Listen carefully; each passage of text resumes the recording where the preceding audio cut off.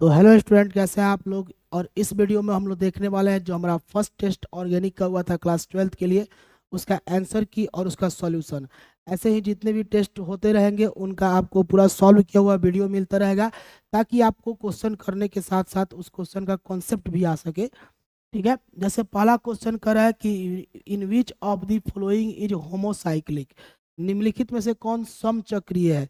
तो समचक्रीय के लिए हम लोग कंडीशन जाने थे कि केवल यदि एक ही प्रकार के एटम से क्लोज चेन बने तो उसी को होमोसाइक्लिक कहते हैं। तो ये तो दोनों क्लोज चेन है नहीं, आई क्लोज चेन है तो ये खाली कार्बन से बना है, आई कार्बन और ऑक्सीजन से बना है। तो एक ही प्रकार के एटम से बना होना चाहिए। तो एक ही प्रकार के एटम से कौन बना है, ये वाला बना है, इसलिए सही ऑप्शन क्या हो जाएगा, ए। आइए इसका दूसरा क्वेश्चन देखते हैं हम लोग। विच of the following is branch chain, निम्नलिखित में से कौन ब्रांच चेन है। तो ब्रांच चेन के लिए कंडीशन क्या होता है बाबू, कि बीच के किसी कार्बन से कोई दूसरा कार्बन यानी कि ब्रांच निकला हो। या देखो, बीच से ब्रांच निकला है, यहाँ भी निकला है, यहाँ भी निकला है, इसमें भी दो गो ब्रांच ऊपर नीचे निकला है, यानी कि सारा ऑप्शन सही है, तो ऑल ऑफ दीज।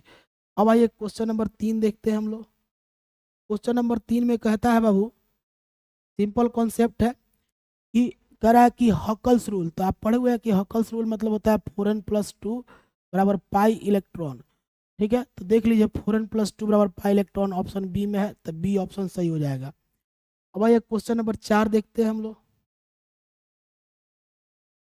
4 में क्या कहता है विद्यार्थी, इजी कॉन्सेप्ट है, आप एक बार में देखिएगा समझ में आ जाएगा। कह रहा है कि बेंजीन क्या है।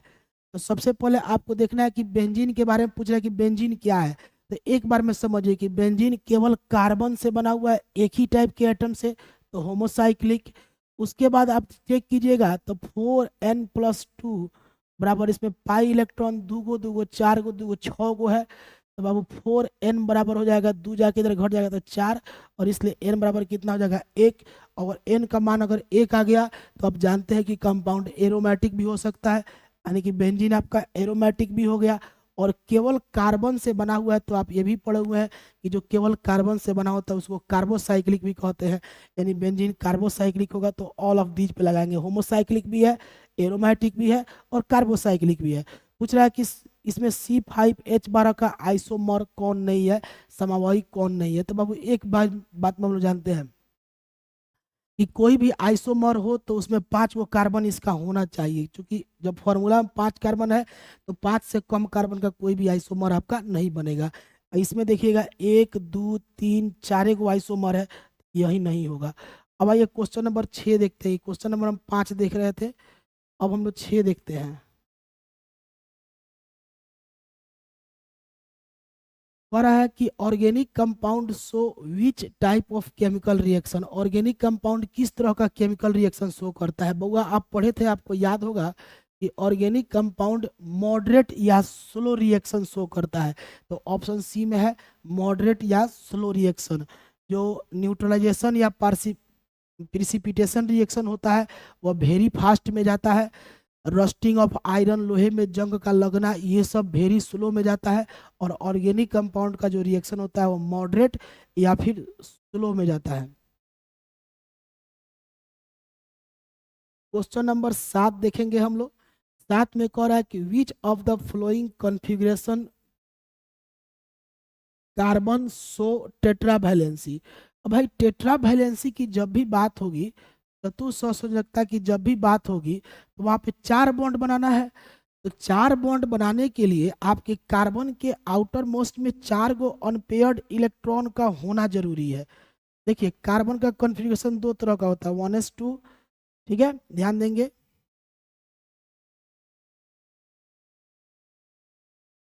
1s2, 2s2 और 2p2, ये भी कार्बन का ही कॉन्फ़िगरेशन है, लेकिन इसमें p में आपके दो ही अनपेयर्ड इलेक्ट्रॉन है, और इसलिए कार्बन दो ही बॉन्ड बना पाता है। तो इसमें कार्बन को भी बॉन्डिंग नहीं करते, इसको ग्राउंड स्टेट कहते हैं। और इसमें कार्बन के पास एस में एक अनपेयर्ड इलेक्ट्रॉन है और पी में 3 गो अनपेयर्ड इलेक्ट्रॉन है। तो यहाँ पे टोटल कितने अनपेयर्ड हो गए, 4। तो कार्बन 4 बॉन्ड बना लेगा, तो टेट्रा वैलेंसी वो इसी स्टेट में शो करता है। इसमें कॉन्फ़िगरेशन कहाँ दिख रहा है, 1s2, 2s1, 2p3, तो सही ये हो जाएगा। इसमें एक्साइटेड स्टेट लिखने की कोई जरूरत नहीं है, वो ऑलरेडी बोल रहा है कि टेट्रा वैलेंसी शो करना है। तो टेट्रा वैलेंसी की जब भी बात होगी तो एक्साइटेड स्टेट में ही होगी, और एक्साइटेड स्टेट का कॉन्फ़िगरेशन यही है, इसलिए यही ऑप्शन सही है। क्वेश्चन नंबर 8 में क्या कहता है, कह रहा है कि in homologous series two consecutive member having difference of, समजातीय श्रेणी में दो लगातार सदस्यों के बीच कितना का अंतर होता है। ये हम लोग सब कोई जानते हैं कि दो लगातार सदस्यों के बीच CH2 का अंतर होता है, या उनके मास के बीच 14 यूनिट का अंतर होता है। और लास्ट क्वेश्चन है, which of the is heterocyclic, विषम चक्रीय कौन है। ये बंदे नहीं हुआ है, क्लोजे नहीं है, ये भी ओपन है। ये क्लोज है तो केवल कार्बन से क्लोज है, और यहाँ पर देखिए यह जो है बाबू, इसमें कार्बन और ऑक्सीजन से क्लोज हुआ है। तो एक से अधिक प्रकार के एटम से यदि क्लोज चेन बनता है तो इसी को हम लोग हेट्रोसाइक्लिक कहते हैं। ये रहा आपके फर्स्ट टेस्ट का आंसर की, अपना मिला लीजिएगा, सॉल्व कर लीजिएगा, और सही आंसर का चुनाव करके अपना देखिए, कोई दिक्कत है तो कॉन्सेप्ट यहाँ से अपना ले लीजिए। थैंक यू, मिलते हैं नेक्स्ट टेस्ट के अगले एपिसोड में इसके आंसर की के साथ।